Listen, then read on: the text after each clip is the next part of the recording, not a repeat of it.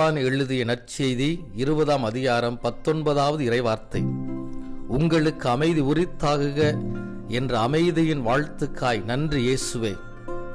இயேசு ஆண்டவரே, உலகம் தர முடியாத மாபெரும் அமைதியையும் சமாதானத்தையும் உமது மக்களுக்கு நீ ஒருவரே வழங்க முடியும் என நம்புகிறோம்.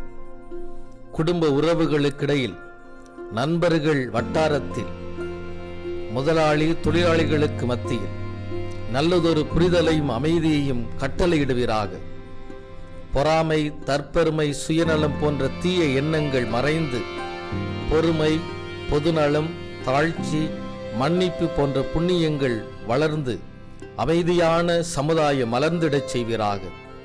இயேசு கிறிஸ்துவின் இனிய நாமத்தில் மன்றாடுகிறோம் நல்ல பிதாவே.